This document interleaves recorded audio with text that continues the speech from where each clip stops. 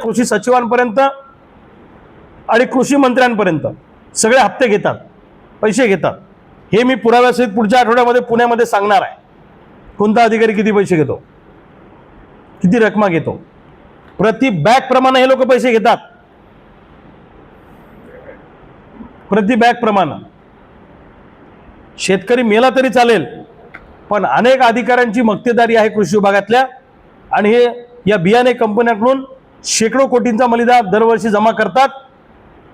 उलट ती बोगस बियाणं निघलं, शेतकऱ्याचं नुकसान झालं, तर ती संधी आहे कृषी विभागातल्या अधिकाऱ्यांसाठी पैसे वसूल करण्याची। आमच्याकडे पण सगळी माहिती आहे। कृषी मंत्री महोदयांना आणि मुख्यमंत्र्यांना सांगतो, 1966चा सीड ऍक्ट बदला, कॅबिनेटमध्ये निर्णय घ्या, कायदा करा आणि जन्मठेपेची शिक्षेची तरतूद करा। ज्या बियाणे कंपन्या बोगस बियाणं विकतील त्यांची धिंड काढा, भर चौकातून नागडी त्या मालकाची। या सीड्स कंपन्यांना राजकीय वरद असतं आहे, म्हणून शेतकऱ्यांचं वाटोळं झालं, लक्षात ठेवा। या बोगस बियाणे कंपन्यांच्या विरोधात सुद्धा आम्ही एल्गार पुकारणार आहोत, त्याचे आंदोलन घेणार आहोत। जुनी पीक विमा योजना लागू करा, ही पण आमची मागणी आहे, 1 रुपयावाली। कारण या पीक विमा योजनेमध्ये मागच्या वर्षीच्या तुलनेत 50% लोकांनी सुद्धा पैसे भरले नाहीत, पुढच्या वर्षी तर लोक भरणारच नाहीत, कारण ही विमा योजना तकलादू आहे, शेतकऱ्यांना नुकसान भरपाई मिळणार नाही। सरकारने केलेली कर्जमाफी ही कर्जमाफी नाही, ही कर्जमुक्ती नाही, ही ओटीएसची स्कीम आहे, याला तडजोड योजना म्हणतात।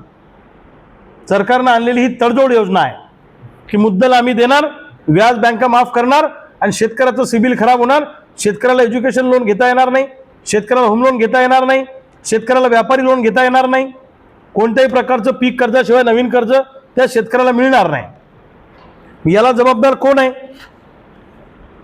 कोण जबाबदार आहे? आमचं म्हणणं आहे, तुम्ही 2 लाख रुपयापर्यंत सरसकट कर्जमाफी करणार होते तर ती पूर्ण कर्जमाफी करा आणि आमचं सिबिल ओके करून द्या। दिलं तर ते पूर्ण करा, द्यायचं तर उदाहरणार्थ द्या। शक्तीपीठ महामार्गासाठी मोर्चा निघाला नाही, कोणी मागितला नाही, बळजबरी 1 लाख कोटी खर्च करताय त्याच्यावर, आणि आम्हाला पैसे द्यायचे, तुमच्या तिजोरीत पैसे नाही। सरकारच्या तिजोरीत पैसे नसतील तर पुढचे 5 वर्ष आमदारांनी पगार घेऊ नये, शासकीय कोणताही भत्ता आमदारांनी घेऊ नये, सरकारी अधिकाऱ्यांचे पगार 25% आणा, क्लास 1 अधिकाऱ्यांचे, प्रधान सचिव असतील, कलेक्टर असतील, सुपर क्लास 1 असतील, त्यांचे पगार 25% आणा। तिजोरीत खणखणाट आहे तर सगळ्यांनी सोसूया ना, आम्हीच का सोसायचं? शेतकऱ्यांनीच का सोसायचं? सगळ्यांनी सहन करू, काय अडचण आहे?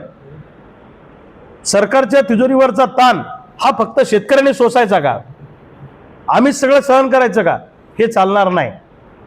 सरकारनं 2 लाखापर्यंत पूर्ण कर्जमाफी करावी, आमचं तर म्हणणं आहे सरसगट करावी, पण देताय 2 लाख तुम्ही तर जरा उदाहरणार्थ द्या, सिबिल आमचं खराब होऊ देऊ नका।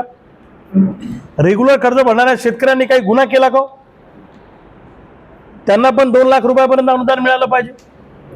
ITR भरणारे जे शेतकरी आहेत, जे इतर कर्ज मिळण्यासाठी ITR भरतात, त्यांचाही समावेश या कर्जमाफीमध्ये झाला पाहिजे। बँकांनी परस्पर पुनर्गठन केलं शेतकऱ्यांच्या कर्जाचं, त्या शेतकऱ्यांचाही समावेश पुनर्गठनवाल्या कर्जमाफीत झाला पाहिजे।